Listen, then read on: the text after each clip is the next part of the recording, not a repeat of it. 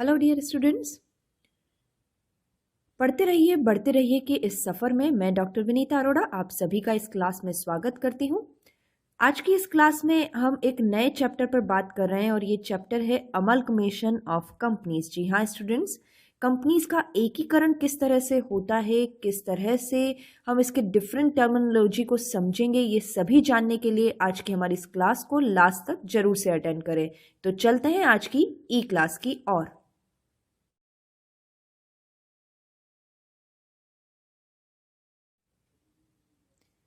सबसे पहले अमलगमेशन के एक सिंपल कंसेप्ट की ही बात मैं करूंगी और ये कंसेप्ट जो है मैं मीनिंग के तौर पर आपको बता रही हूं। ध्यान दीजिएगा। What is amalgamation? When two और मोर कंपनीज, जब दो या दो से ज्यादा companies are combined into one, combine हो जाती है, एक हो जाती है, ओके, बाय मर्जर, मर्जर के थ्रू, और by one taking over the other, या फिर एक कंपनी दूसरी कंपनी को खरीद लेती है, परचेज कर लेती है, तो ये सिचुएशन कहलाती है अमलगमेशन। यस स्टूडेंट, जब दो या दो से ज़्यादा कंपनीज आपस में मर्ज हो जाती हैं, एक दूसरे में मिल जाती हैं, या फिर एक कंपनी दूसरी कंपनी को परचेज कर लेती है, तो ये कंप्लीट कंडीशन की जब हम बात करते हैं तो वो अमलगमेशन ही है। यस, नाउ अब हम इस अमलगमेशन को 3 डिफरेंट टर्म्स में समझेंगे और ये 3 डिफरेंट टर्म्स कौन कौन से हैं जो अभी आपने एक सिंपल डेफिनेशन में मैंने आपको बताए हैं, पॉइंट आउट किए हैं, तो यहाँ पर उन्हें हम अच्छे से एक्सप्लेन करते हैं। सबसे पहली जो बात इस डेफिनेशन से निकल कर आ रही है वो है एक term amalgamation. Second, it is the absorption, and the third one is external reconstruction.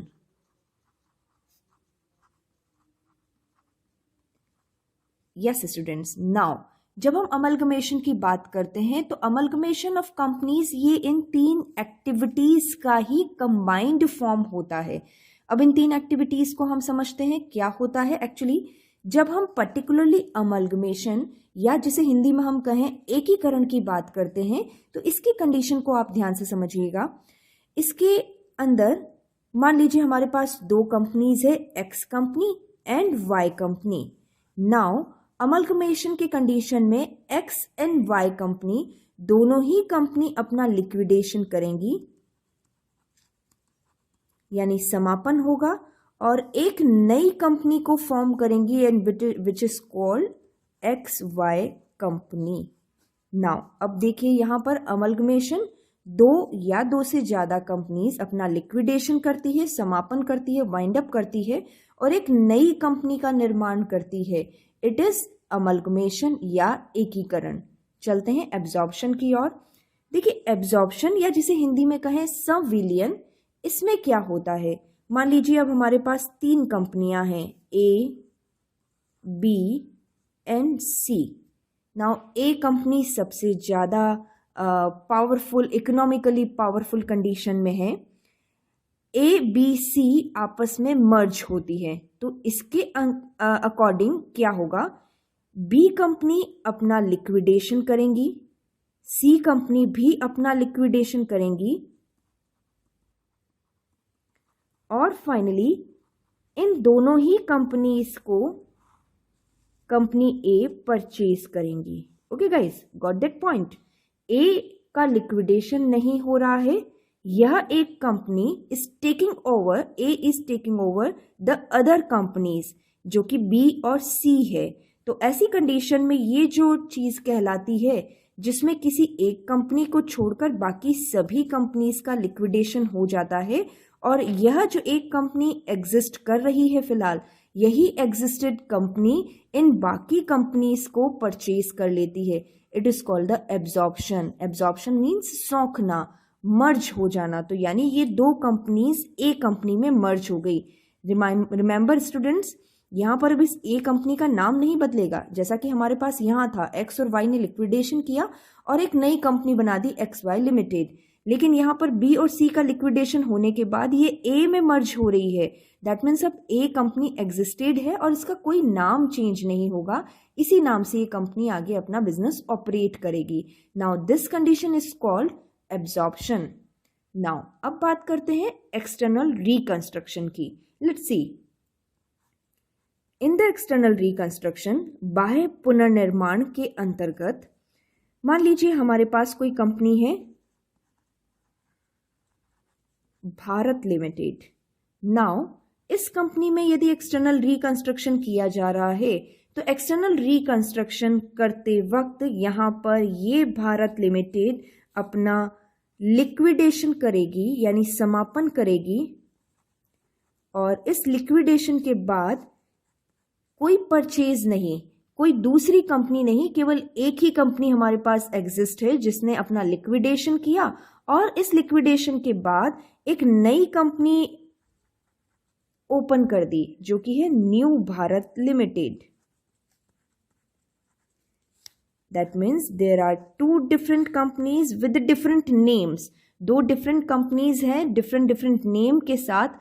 Actually practically वो है तो एक ही कंपनी, लेकिन कई बार कंपनी में लॉसेस बहुत ज़्यादा हो जाते हैं, तो ऐसी कंडीशन में एक पुरानी कंपनी को लिक्विडेशन में ले जाकर यानी उसका समापन करके उसी नाम से एक नई कंपनी इस्टेब्लिश कर ली जाती है। बस नाम में थोड़ा सा फ़र्क हो जाता है, जैसे भारत लिमिटेड यहाँ न्यू भारत लिमिटेड। ऐसे कई प्रैक्टिकल एग्जाम्पल्स आपको देखने को भी मिलते हैं। तो गाइज ये यहाँ पर कुछ मैंने कंडीशंस बताई हैं, कुछ एक्टिविटीज़ बताई हैं जो पर्टिकुलरली अमलगमेशन के अंतर्गत आती है। तो गाइज ये डेफिनेशन आपको अच्छे से क्लियर हो गई होगी। जो बातें मैंने आपको यहाँ पर बताई है, इन सभी बातों में वही चीज़ क्लियर हो रही है।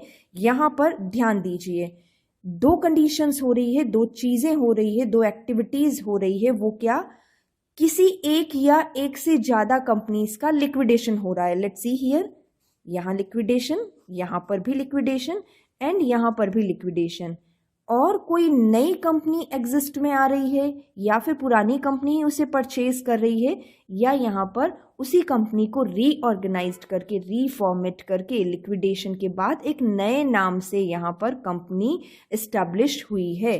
तो गाइस इन तीनों ही चीज़ों को, अमलगमेशन, एब्जॉर्प्शन और एक्सटर्नल रिकंस्ट्रक्शन को ओवरऑल अमलगमेशन के नाम से जाना जाता है। इसीलिए हमने इस चैप्टर का नाम दिया है ओनली अमलगमेशन ऑफ कंपनीज, क्योंकि इन सभी कंपनीज में एक या एक से ज़्यादा कंपनी का लिक्विडेशन हो रहा है और एक नई कंपनी एग्जिस्ट में आ रही है या पुरानी कंपनी लिक्विडेट कंपनी को परचेज कर रही है।